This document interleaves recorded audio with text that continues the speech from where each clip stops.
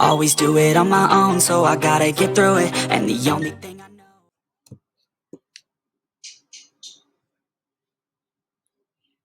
What is up, guys? It is Master J here with another video, and today I am gonna break down the top 5 realistic trades that the Brooklyn Nets could make this 2020 offseason. Now, the Brooklyn Nets are in an interesting offseason now. Yes, they could trade for both valuable role players to help them out in the championship run, but this trade, I was just bringing down the third star that they should trade for, and that could help them win that championship. Now, yes, maybe they could play as a duo, but this league is a star league. It's full of, you need multiple stars to usually win, and that is what the Brooklyn Nets need to play with KD and Kyrie now. Take a look, but before we start, as always, if you happen to enjoy this video, please smash that like button, subscribe, and turn on that notification bell. And let's begin. So top 5, we have the 76ers trading Tobias Harris in a 2021 first round pick to the 76ers to the Brooklyn Nets for Garrett Temples, Karis LeVert, and Taurean Prince. Now, for the 76ers, they're getting back a LeVert. Now, Karis LeVert needs a restart in his career, and why better restart in 76ers? At 76ers, they probably could trade Richardson for some value now since they have Karis LeVert. He plays shooting guard, small forward, but yeah, actually, or they could just play LeVert at small forward. Now, this will work out great as the Nets get a third best option in a championship team.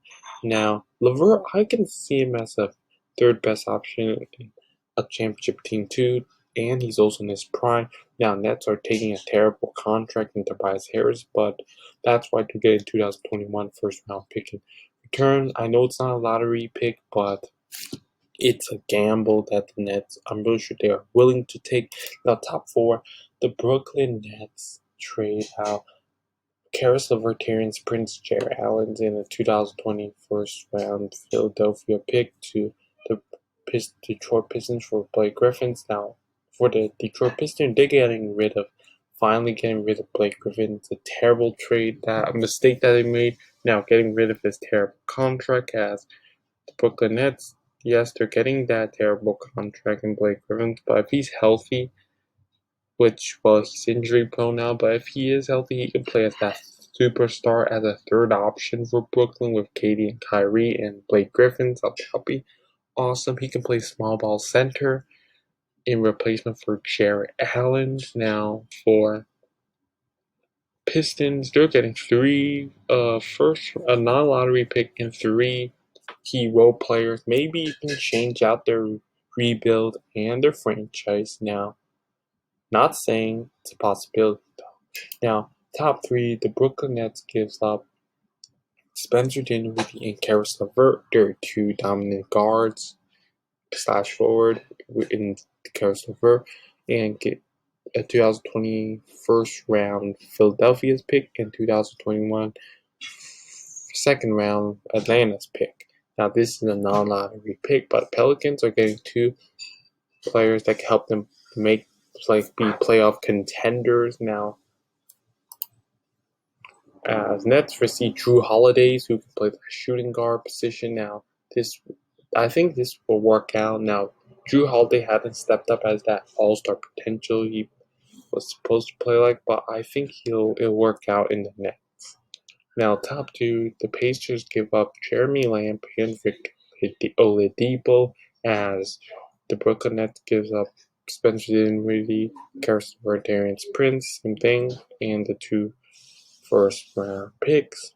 Now, for the Pacers, Victor obviously wants to leave. He has hinted that a long time ago. And Nets probably could pay him up. And even if it's only for 1 year, he will leave. At least maybe they can win a championship with this big 3 now. it's gonna get harder because the rise of the Warriors again next year. Lakers are gonna try to go for another chip. Dallas is probably gonna get there. Clippers are gonna reload now. That's why they gained Jeremy Lamb, a great role player, great three-point shooter, alongside with Victor Oladipo. Now, top one, the Washington Wizards give up Bradley Beal for Spencer Dinwiddie, Karis LeVert, Taron Prince, and Jared Allen, 5 to 6 first-round picks. Now, I didn't add it in the trade thing because it wouldn't let me, so 5 to 6 picks. Don't miss that. And now, this is the Brooklyn Nets going all in for Bradley Beal to get a third star. But now,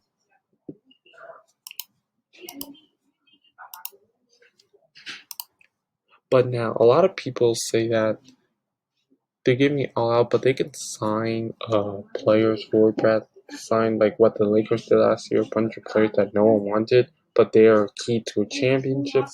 Now, Bradley Beal, in his side of the gamble, he is a shooting guard. He's been playing. He had a breakout season this year. Now, despite the fact that he's been snubbed in an All-Star, probably because he's in the worst team, not being recognized. He's being slept on. Now, he is a hyped up shooting guard who can bring a lot to the table. Now he can play with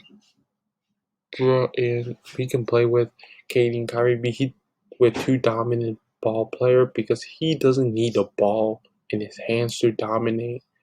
And this guy will probably fix me. I don't know about fixing the locker room drama, but at least I think they'll try to fix that now. Bradley Beal could win a championship, actually. I'm pretty sure he is that third option I see. Some people say it's second, but I think he's a third option. Now, let's see. Now, here's a trade what I think they should trade for now. The Brooklyn Nets, this is what I think. So, I don't know if this is realistic, but what do you think? Just comment down below. Now, the San Antonio Spurs give up LaMarcus Aldridge and DeJounte Murray for Brooklyn Nets. Spencer Dinwiddie, Karis LeVert, two players in their primes, and Taron Prince, Desuma Musa. He has a bright future ahead of him, and 2 non-lottery picks. Now for the Spurs, they're gonna figure out this in the trade, what to do with these players. Now, LaMarcus Aldridge is their main man. He could play that center position or power forward for the Brooklyn Nets. I'm assuming he'll play power forward. And DeJounte Murray will be that backup point guard. He's been doing great, and he's a great defender, and he is what the Nets actually could. Maybe they could. Now, LaMarcus Aldridge is mature, and he probably could fix the locker room issue a bit. Now, but LaMarcus Aldridge is 34, but he's still showing high athleticism of 27 years old. LaMarcus Aldridge, and he's actually doing better. Now he's no longer getting all-star appearances, but he is still that great third option that the Nets are looking for. He is still on point on his defense and offense. He still knows how to score. And I don't know about the ball dominant issue though. I don't think he needs the ball in his hand all the time. Maybe sometime though. At crunch time, they probably need that, but or they can have Aldridge as that 4th star. Maybe they can try trade for another star. But I think he's gonna be that 3rd star though. Now that is it for today. Please subscribe, and this is me. Peace out. My head up, staying strong, always moving on. Feel I don't belong, tell my best to move along. Push myself to be the best, die with no regrets. Live with every breath, see my message start to spread. And I had so many dreams, when you hit your teens, I ain't really what it seems. Try to find out what it means, always do it on my own. So I gotta get through it, and the only thing I